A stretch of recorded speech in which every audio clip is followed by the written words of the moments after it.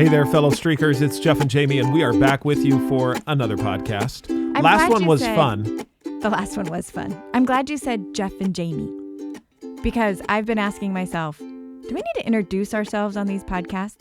Like, as we get going, do we need to say, this is Jeff and Jamie? Sometimes they say you should have like a tag thing, like the thing that you do the first time.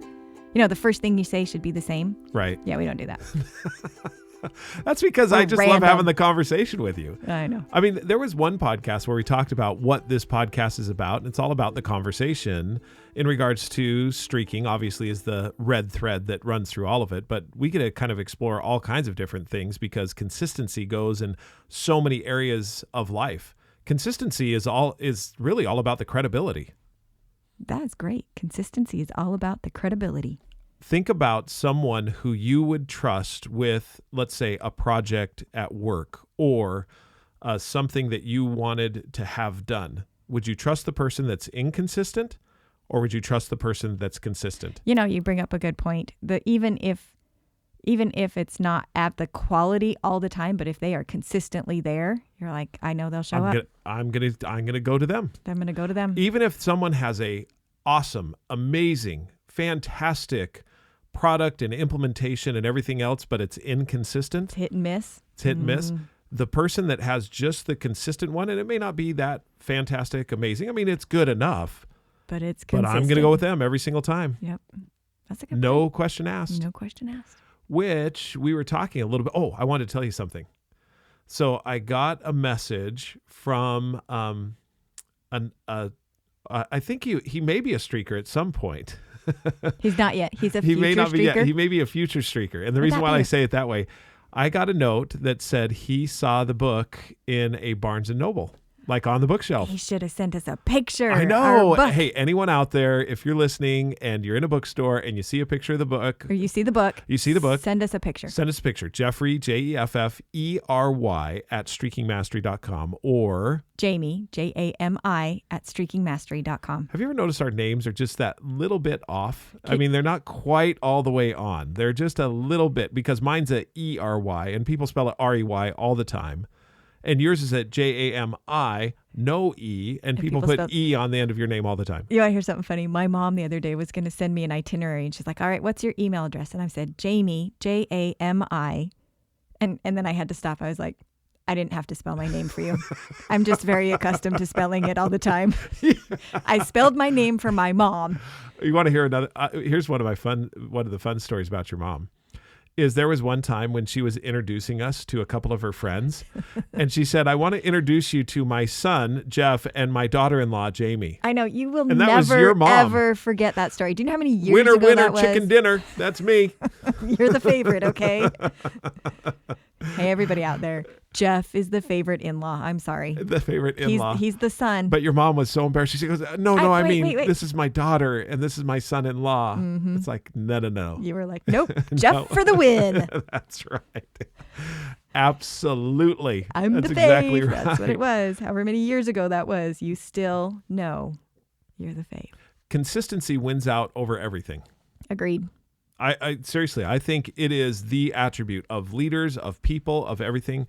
If you are consistent, you're reliable. People know that they can rely on you. They know that what you do. Here's the key here, though, is the consistency that you have in streaking gives you that reliability in yourself. I agree. Without it, I know that before I had this, my streaks and so forth, I didn't feel exactly like I was. So are you saying that streaking can help you trust yourself? Yeah. In a significant way. It's kind of like a little bit like what we were talking about on our last podcast as far as that self-credibility. But trusting yourself, I think that's a huge one for a lot of people, because we're at the time of year where we're not quite there yet, but we're getting there, where people will start to think about, okay, what are my New Year's resolutions? Some people have sworn off New Year's resolutions altogether. Why? Because they just don't feel like they work. I They don't remember keep 'em. one year I had 13 New Year's resolutions. How many do you think I did and actually got? I think you did 14. I think you overachieved and got all of them and changed your life, and you've never looked back. I'm lying. I don't even know if he did one of them. I feel like I'm just laughing because that was a beautiful display of hyperbole. I set 13 goals and I overachieved and hit 15 of them. Yeah. It's been a good year. Yes. It's been one of those years, just overachiever. What do you do? Just call humble me. Brag. Sorry. Sorry. I know that you have these, and I really didn't get as many as I thought I would, but I got 13, and so I feel good. I feel good about myself. How can we use that voice to do the humble brag? This was not planned. I don't know what we're doing here. Is this ever planned? I mean, really? See, we try to plan. But then I get on. But then and I'm like, just follow my lead, This is Jeff's plan. That's exactly what I was going to say. This is Jeff's plan. I'm like, we should talk about this. And you're like, just trust me. Follow me. I'm like, all right. Been doing it for almost 30 years. I trust you. I trust you. There we go. You're consistent. Absolutely. You are consistent. Consistency wins the day. Every single time. Now, the question is, and this is where I want to get to, as far as the consistency is concerned. And by the way, happy Veterans Day. Yes. Everyone out there, thank you so much for serving our country and for being willing to go out and put your life at risk to preserve our freedoms. We just went through a national election. All of those freedoms are preserved because of the men and women who choose to serve our country and serve our country in a way that puts their life in jeopardy in order to preserve our freedoms. I agree. And I have so much respect because it's not even just the time that they're serving. I mean, they physically, literally put their lives on the line for other people. But then also it affects their life for the rest of their life. The experiences that they have, the things that they're doing affects their life. And they so willingly do that it's like the one does it for so many. May I share with you a pretty cool experience? Mm-hmm. I was on a flight. I was headed to, and I don't remember exactly where, but I got on the flight and I had been upgraded to first class. Woohoo! Yay. Anyway, this is a while ago because I don't fly anymore. No. I mean, anymore I'm all online, but this is pre-COVID. Back are we going to define our days like that now? Our everything is pre-COVID and post-COVID. Do you think we'll have that now? PC? Well, I guess it'd be the pre and same. post. That would be BC, before COVID. Before COVID, there you go. Yeah, but that's kind of we're BC now. We before digress. Christ. Wow, we're way off. Anyway, I have great experience. Great experience. So on Veterans Day, this wasn't on Veterans Day, but it's Happy Veterans Day, and this made me think of the experience. Now we're back. Okay. I was on a flight and I was sitting. The reason why I brought up that I'm sitting in first class and upgraded to first class is because as I sat down, first class usually boards first. I got on, get in my seat, got comfortable, got my headphones on and ready to go. And on walks a fully uniformed military person. All right. And I don't know ranks or anything like that, but he looked good. I mean, absolutely fantastic. He was in his full dress uniform.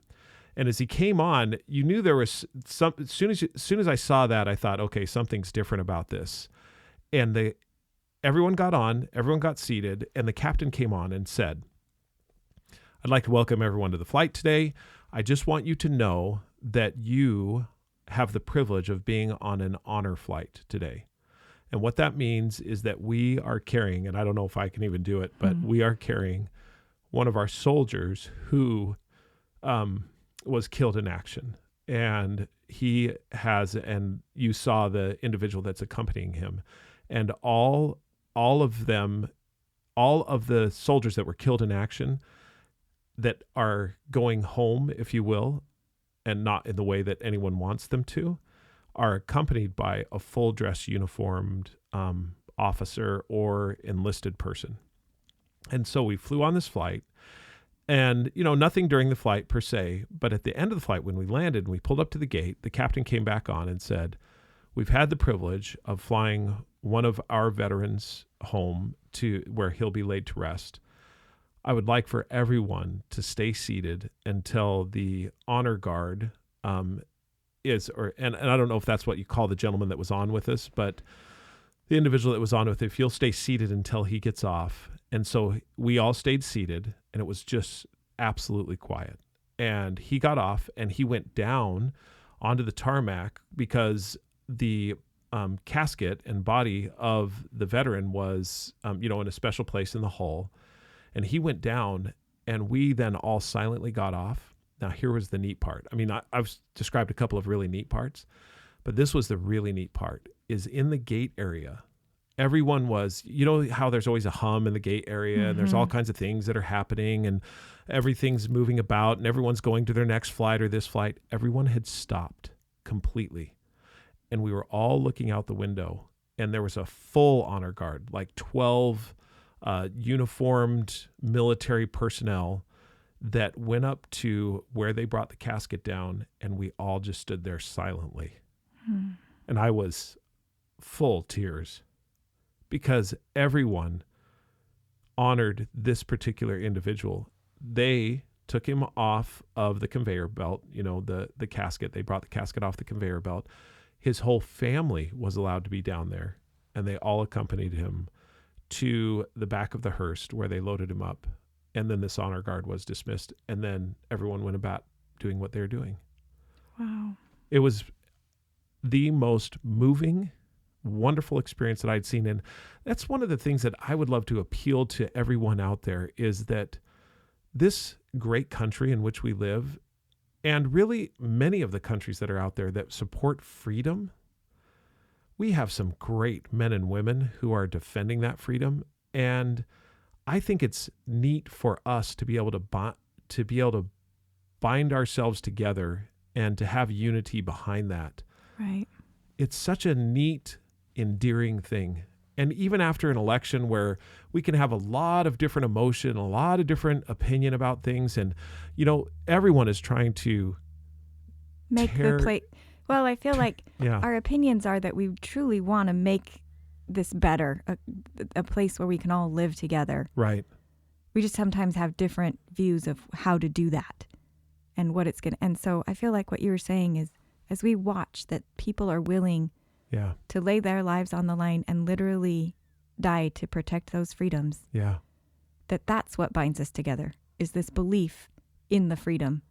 And that we can be a better people because of the freedom and because of what we're able to do. And that even with all of our differences and all of our different lenses of ways of, you know, the lenses that we look through and our different backgrounds and our different experiences, that there are people out there who are willing to die for all of us so that we can live together and have freedoms to choose. At that moment, and this, I want to kind of segue into something from that. Everyone slowed down for just a moment and was still. And it brought a level of peace and understanding to each one of us. We were all bound together in that moment because we had slowed down. Now, last time in the last podcast, we talked about, do we really need to slow down? Right. I mean, what are the benefits of it? Right, you hear it all the time. But do we really need to? I mean, why? Why slow down? What would you say?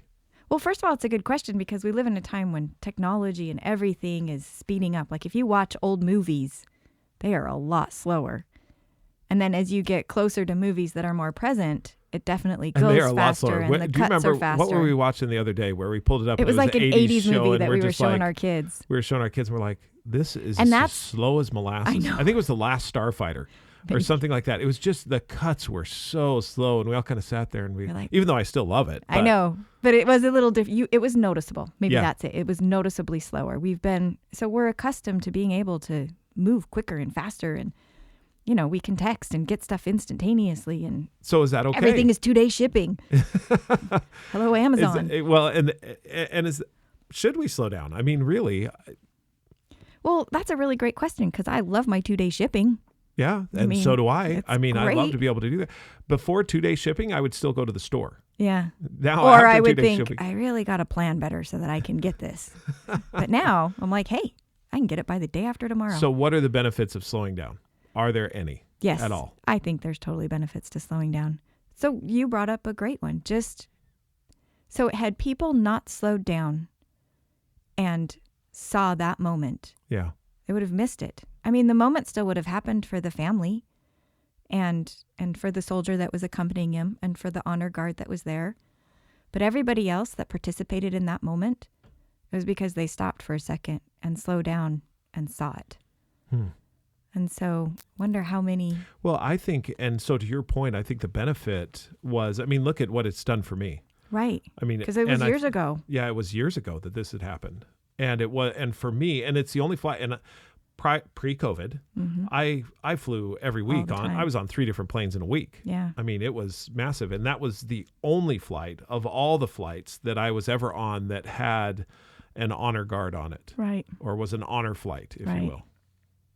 So you got to participate in that moment because you slowed down for a second. I'm curious if anyone else out, in our listening audience has had moments like that where time slowed down for a minute and froze, and what it did for them. And is it something that we should do on a regular basis? Is it something like, for example, you should have a streak around? I did a streaking short just the other day, or not the other day, around Halloween about the patience of a spider. Yeah, I remember that one.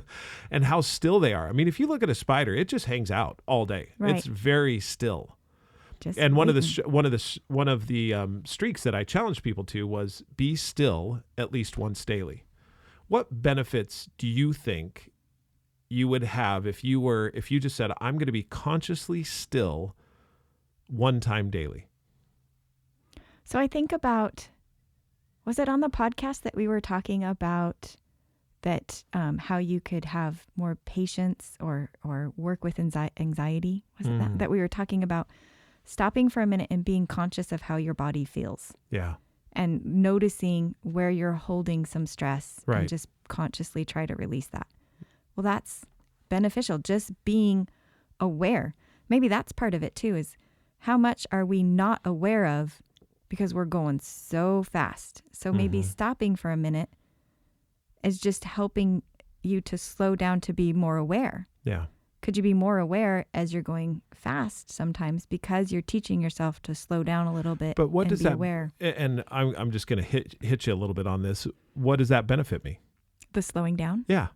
I mean, I know I had the moment and I know we've talked a little bit about it, but is there like health benefits? Are there mental benefits? Are there spiritual benefits? Intellectual benefits? Are there those benefits? Now, I'm sure there's 100 studies that we don't even know about that are out there, but just taking it to what would you think the benefits are of being able to slow down? Because that means maybe you don't get as much done. Mm-hmm. And I know how much you like getting stuff done. I mean, getting stuff done makes you get fulfilled. We always joke that I'm late because being early is a waste of time, which is not true. But that's what I have to overcome because I could have gotten 1 or 2 more things done in that 10 minutes I was waiting for the meeting to start versus showing up 10 minutes late. Doesn't make sense, but it's true. That actually, it does make. You know what? It actually makes sense to me because here's the thing: is you quote unquote wasted no time. Mm-hmm. Yeah, other people had to wait, but hey, but I got my thing done. I got my. Not only did you get your thing done, but the thing about it is not only did you get your thing done, but you're going right into the next thing. There was no pause between. There was no stopping. You were able to string things together. It's like a gradient. I come in a little frazzled though, and I'm always a little embarrassed, and I'm always a little apologetic. I'm sorry, I'm late. Okay, I'm ready. I'm ready to go. I'm here. So there is something to be said about that. So that's an interesting thing. So slowing down is saying no to some things. And that can be hard. I mean, for that moment of time, you're saying no to all these other things that you could do. So you are saying no, and you may not get as much done. Right. So what's the benefit of that? What is the benefit of saying no and slowing down for a minute? Yeah. Well, I think that, so looking at the one and noticing, that's my big thing, is stopping and being like, okay, I noticed things that I didn't notice before. Okay. I enjoy, as a mom, I love like sitting and snuggling with my little children. Yeah. Like that to me is a moment that I would be sad to miss. Just a little inside on Jamie. The other morning, we got up because I'm going to tell you this and I'll tell one on myself. All right. The other morning we got up and I was getting ready to go on our run that we have. We pretty much do every morning. We're consistent with that. Because we have a streak. If you sometimes didn't know, we walk, in case you didn't know, but we consistently. But I got up and I was like, "Where is Jamie?" And I went into the boys' room and cuddled up under the blanket on the bottom of the bunk bed was this great big blanket, and Jamie was in the middle of both the boys who were all hiding under. And she said, "Shh, don't say anything. He won't see us." I do love snuggling with my littles. But what was that? But what did that do for you? I mean, because that was slowing down and we may not have gotten as much done. And I love it. It's slowing. I guess it's just absorbing the goodness of life for a moment. Can I tell you one on me? Mm-hmm. Please. So I asked you and have asked you, when did anxiety start for me? Mm-hmm. I mean, when did I start to get so just concerned about the days? You asked, when do we transition from that childlike state where you go through life and you're just not even thinking about or worrying about stuff to anxiety? Anxiety. I'm worried about everything that I've got to do today. I've got a whole bunch of stuff. I wake up early. I have anxiety. And by the way, I do try to do all the things to reduce anxiety.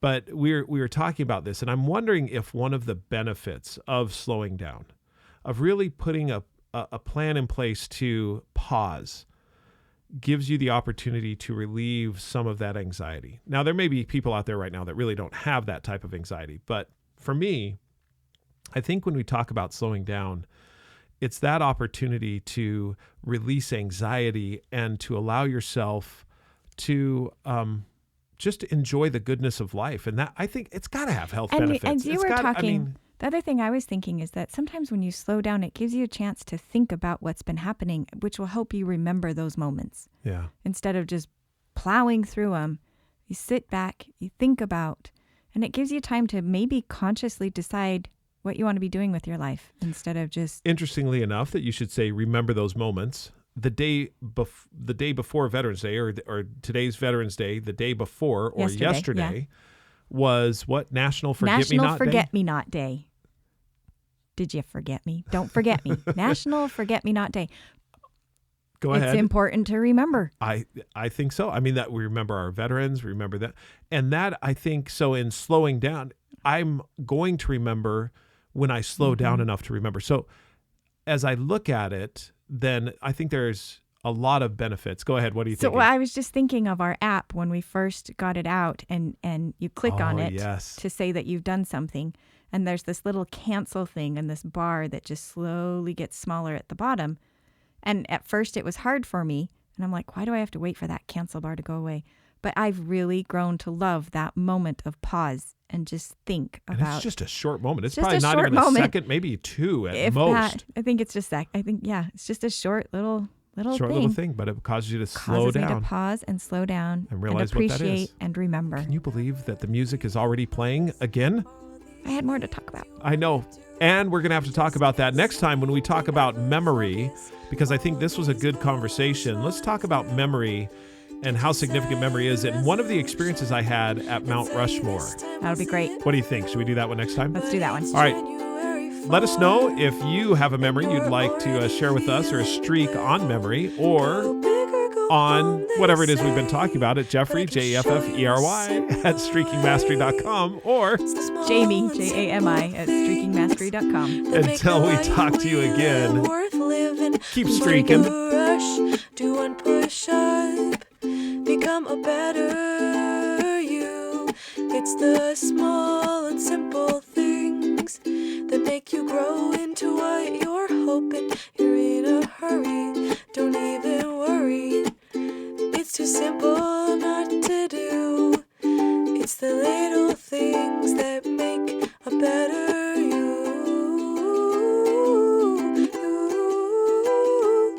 A better you.